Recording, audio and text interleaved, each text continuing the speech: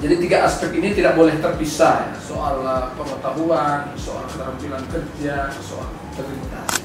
Bagaimana caranya? Tentu kurikulum itu penting, mata kuliah juga itu penting, model pembelajaran juga itu penting, sumber daya pengajar juga itu penting.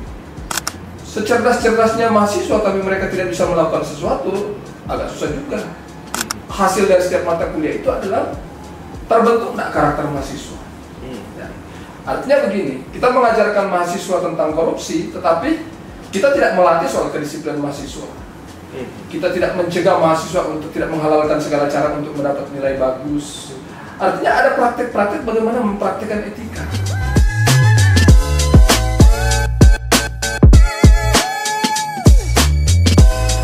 Sahabat pendidikan, sore ini podcast Unsrat mendapat kunjungan Dekan Fakultas Ilmu Sosial Politik, sahabat Dr. Ferry Markus Daud Liando, Sarjana Ilmu Pemerintahan MSI.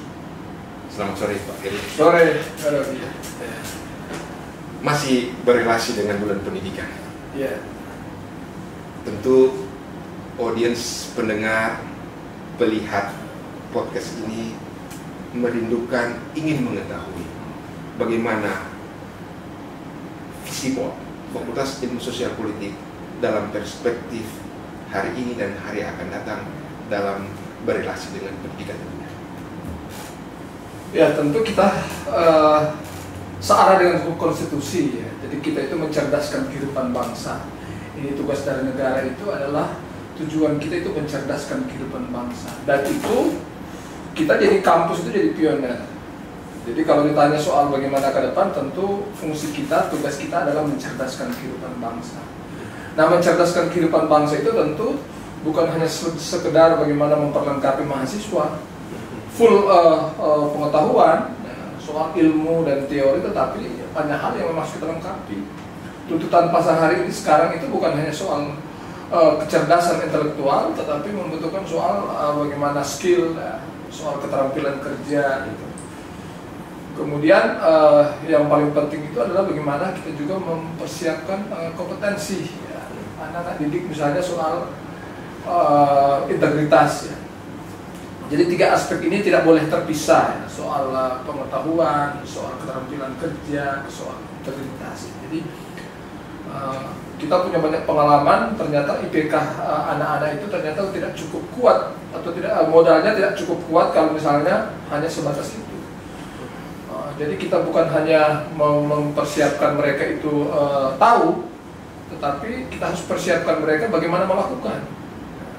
Kemudian apa yang harus menjadi kekuatan mereka untuk melakukan sesuatu. Wah, lengkap sekali ya, Pak Ferry. Tetapi menarik dengan bagaimana ada keperluan yang paripurna dalam memperlengkapi mahasiswa untuk berketerampilan, berpengetahuan, dan memiliki sikap dengan integritas yang baik. Suatu pekerjaan besar Pak Ferry, tapi sesungguhnya tentu dalam perspektif akademik itu pun harus dipilah-pilah dalam strategi dharma kan. Ada dharma pendidikan, ada dharma penelitian, dan dharma pengabdian, sebab itu merupakan suatu kesatuan dalam rangka mencerdaskan dan melengkapi. Bagaimana rencana dan perspektif di sisi pendidikan, dharma pendidikan itu dalam strategi Fakultas Ilmu Sosial Politik ke depan? Saya berangkatnya ke visi Pak Rektor. Visi Pak Rektor itu kan dia menjelaskan soal bagaimana mempersiapkan kampus itu unggul dan berbudaya. Artinya unggul di situ, artinya kita ingin menjadi yang menonjol ya. Tetapi bukan hanya menonjol, tetapi ada di backup oleh prinsip-prinsip kebudayaan di sana. Nah, bagaimana caranya? Tentu kurikulum itu penting, mata kuliah juga itu penting, model pembelajaran juga itu penting, sumber daya pengajar juga itu penting. Nah, misalnya dalam hal kurikulum. Kalau dalam kurikulum itu kita kan sudah punya rencana pembelajaran semester RPS. Kita kalau menggunakan teorinya taksonomi Bloom, artinya mempersiapkan mahasiswa itu bukan hanya sekedar mereka tahu, ya, tetapi juga mereka itu tahu melakukan sesuatu. Nah, itu jadi ada tingkatan-tingkatannya. Makanya di mata kuliah nanti sedapat mungkin setiap mata kuliah itu paling tidak menghasilkan 3 output. Output pertama itu mereka tahu soal pengetahuan, soal teori, dan itu kan sudah jadi tradisi kita. Kemudian yang kedua, mereka tahu melakukan sesuatu.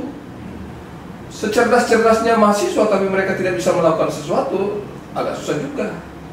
Kayak di teknik misalnya, mereka belajar teori struktur bangunan tapi mengolah batu bata tidak bisa, agak susah juga. Jadi paling tidak di output kita nanti bukan hanya sekedar menciptakan angka-angka, nilai-nilai, tetapi bisa melakukan sesuatu. Ya, paradigma pendidikan kita itu kan bukan hanya sekedar berapa IPK 4, berapa yang lulus. Paradigma pendidikan kita itu berapa sih mahasiswa yang tahu mengerjakan sesuatu. Bukan hanya orientasi hasil, tetapi orientasi outcome. Ya.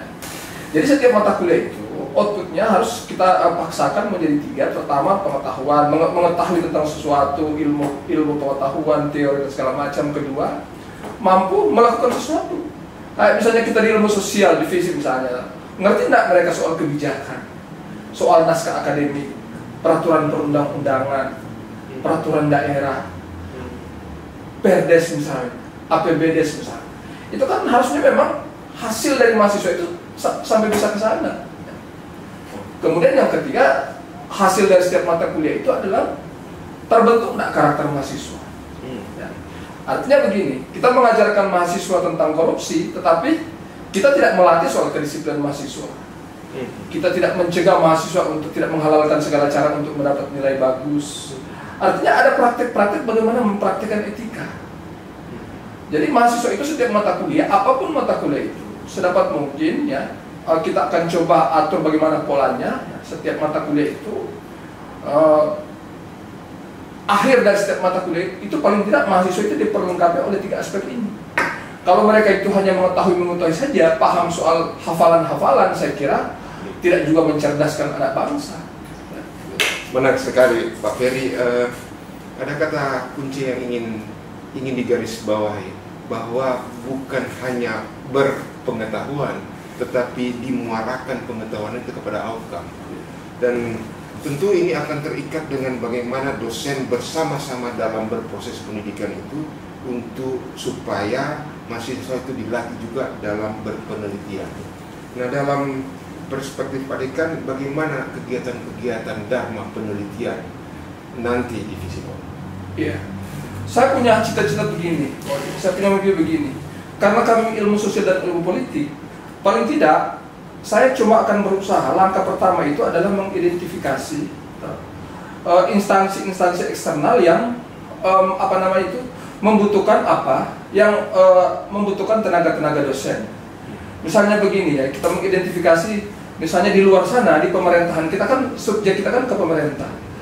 Ada juga lembaga-lembaga pemerintah, perbankan dan segala macam juga kan kita kan bisa akses ke sana.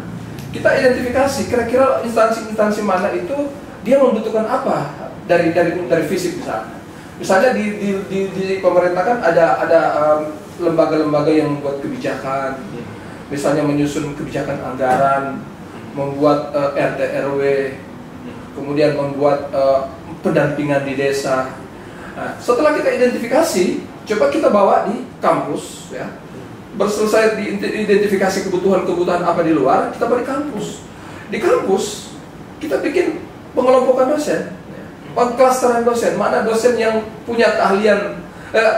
Jadi kita bikin keahlian dulu berdasarkan tadi identifikasi keluar. Misalnya keahlian di bidang kebijakan, penyusun regulasi, keahlian di bidang akuntansi pemerintahan, keahlian di bidang RT RW, keahlian di bidang public relation misalnya, jurnalistik misalnya. Kita bikin klaster-klaster. Baru setelah klaster-klaster itu, baru kita masukkan dosen-dosen di sana. Mana yang memang tertarik di bidang jurnalistik, tertarik di bidang kebijakan, tertarik di bidang keuangan, kita bikin klaster-klaster.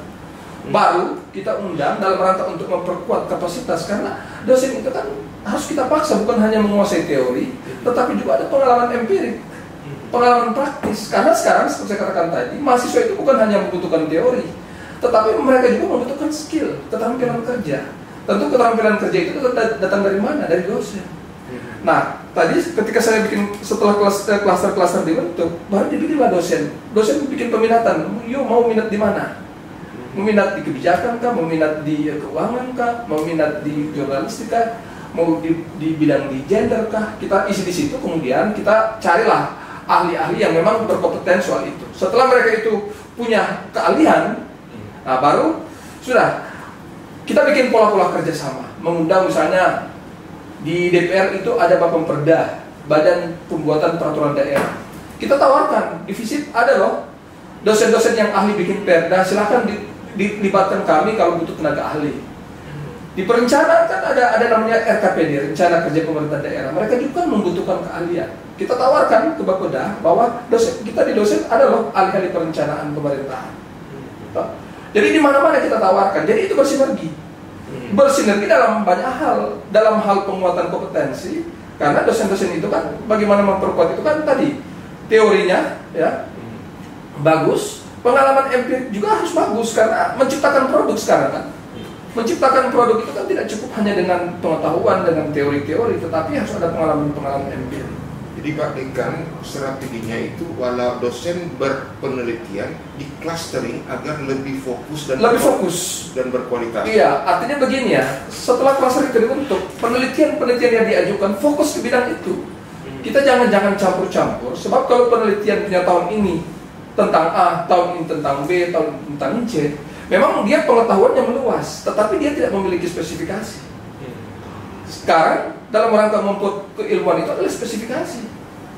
Tentunya spesifikasi itu tidak lepas dari disiplin multidisiplin yang lain. Iya, tidak lepas karena dia saling membackup. Oleh sebab itu makanya Pak Dekan tadi katakan akan berhubungan dengan user seperti perencanaan RKPD dan sebagainya ada yang memerlukan multidisiplin. Luar biasa Pak Dekan, tetapi tentu ini juga akan terikat dengan visi tadi bahwa kita akan ditujukan kepada mahasiswa dan tentu masyarakat. Nah, bagaimana dengan program-program pengabdian yang akan diinisiasi oleh Visipol? Nah tentu kita kan pengabdian itu kan take and give ya. Jadi kita mengharapkan sesuatu dari masyarakat, masyarakat juga kan membutuhkan sesuatu dari kita. Pertanyaan, bekal apa yang harus kita bawa? Kita harus punya bekal. Jadi masyarakat terlalu berharap di perguruan tinggi bahwa mereka butuh jawaban, mereka butuh solusi. Nah oleh karena itu tentu sebelum kita melahirkan sebuah jawaban, tentu harus kita tahu banyak mengetahui masalah-masalah di lapangan. Jadi kalau dalam proses kebijakan misalnya untuk magang mahasiswa, harusnya bukan hanya sebatas pada mahasiswa, tetapi juga ini kebijakan harus melekat juga kepada dosen-dosen. Dosen harus banyak berinteraksi dengan masyarakat, harus berada di lapangan. Kenapa harus berada di lapangan? Karena dia harus banyak mengetahui banyak hal. Dia membanding-bandingkan apa sih yang menyebabkan teori mengatakan begini, tapi pengalamannya begini, faktanya begini. Apa sih yang menyebabkan terjadi kesenjangan antara normatif mengatakan A, tapi fakta yang terjadi di lapangan terjadi B. Coba dicarikan jalan tengah, gap. Kenapa terjadi gap? Mengapa terjadi kesenjangan? Itu yang memang harus dikeluarkan. Kampus harus memikirkan itu.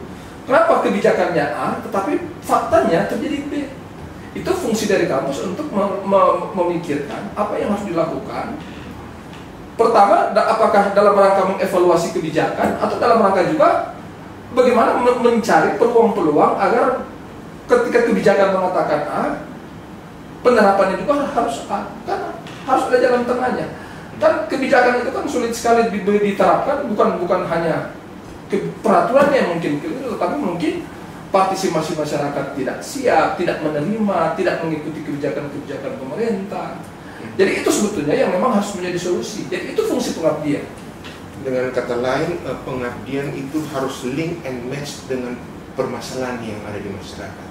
Sehingga fungsi pengabdian itu seperti penjelasan Pak Dekan tadi, harus dosen dan mahasiswa harus identifikasi betul permasalahan itu dan meminimalisasi gap itu.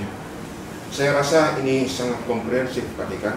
Tentu pekerjaan ini berat dan perlu kerjasama semua pihak. Dan saya rasa itulah fungsi kita bersama untuk mengajak semua stakeholder juga bersama-sama dalam perjalanan pelayanan pendidikan ini. Pak Dekan, sesungguhnya kami juga mengenal Pak Dekan sebelum jadi dekan. sebagai profesional kami banyak mendengar tentang pengalaman konsultasi dalam pelayanan publik, tentunya dalam urusan kajian kepemiluan. Bolehkah dibagi pengalaman yang berharga supaya juga audiens podcast diadakan? Oke, tentu kalau mau dibandingkan dengan Neroni, saya belum memiliki ya, artinya mau dibandingkan karena apa? Saya itu sebetulnya hanya menguasai satu bidang. Saya hanya fokus pada satu bidang. Semua mengetahui saya itu punya peminatan khusus di bidang kepemiluan. Bukan hanya soal keilmuan, tetapi banyak hal yang sudah saya lakukan. Hampir semua jurnal-jurnal, penelitian, tulisan-tulisan saya itu menyangkut dengan kepemiluan. Di Unsrat juga saya sudah pernah membentuk peta kelola pemilu magister, ya. Dan syukur ini sudah mahasiswanya sekarang sudah mengabdikan diri, sudah menduduki jabatan-jabatan, sudah banyak mahasiswa ya mengikuti program ini. Kemudian di S1 juga membentuk pusat studi kepemiluan. Dan saya bersyukur mahasiswa-mahasiswa pendidikan ini ada yang sudah berprestasi ke tingkat nasional. Sejarah itu mahasiswa lolos PIMNAS itu untuk kategori sosial itu jarang sekali sampai ke tingkat nasional. Tetapi syukur kemarin anak-anak binaan di pusat studi kepemiluan itu mereka boleh tembus, dan itu jadi viral nasional karena rektor, karena saking bangganya ibu rektor, waktu itu dia membuat kebijakan. Nah, kalau begitu yang anak berprestasi itu tidak perlu KKN, tidak perlu seminar proposal, dan tidak perlu ujian skripsi, otomatis jadi sarjana. Nah, ini karena memang sejarah sulit sekali membuktikan kalau eksakta itu mudah dia tembus sampai ke tingkat nasional. Tetapi kalau ilmu sosial itu jarang sekali, bukan hanya di Sulawesi Utara, tetapi di tingkat Indonesia pun jarang sampai tembus ke tingkat nasional. Tapi itu luar biasa. Kemudian banyak juga program-program yang sudah melibatkan G2G ya, melibatkan antara institusi kepemiluan dengan Unsrat ya. Jadi yang paling banyak tahu Wakil Rektor 4 sudah banyak program-program kerjasama yang saya bawa di sini. Kemudian juga beberapa juga penelitian-penelitian, kajian-kajian yang memang artinya karena proses kerjasama ini itu sudah memberikan banyak dampak. Wah, luar biasa ya. Pak Ferry. Sahabat pendidikan, dari dialog singkat ini ada banyak pencerahan. Perjalanan masih panjang Pak Dekan, perlu kita lengkapi, tetapi dalam mengakhiri podcast di sini, apa kira-kira message, insight yang Pak Dekan boleh bagi kita semua? Ya, apa yang dimimpikan rektor kita ya, yang tertuang dalam visi beliau itu tentu harus kita dukung.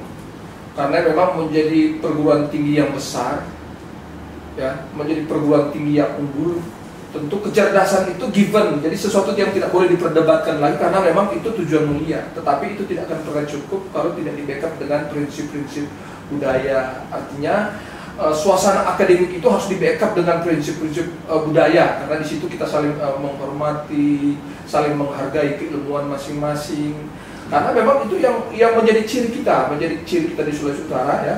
Kalau coba berlomba-lomba soal siapa yang paling cerdas itu kan saya kira itu tidak perlu lagi karena memang itu tujuan kita.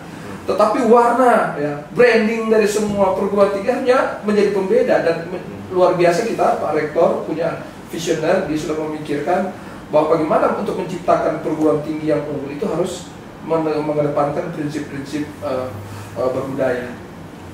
Luar biasa Pak Ferry. Sahabat pendidikan, beberapa hal penting sudah dibagi Pak Dekan. Tentunya pekerjaan sekali lagi masih perlu dilanjutkan, dan tentu partisipasi semua pihak bersama-sama dalam perjalanan pelayanan. Terima kasih Pak Ferry. Kita akhiri edisi podcast hari ini.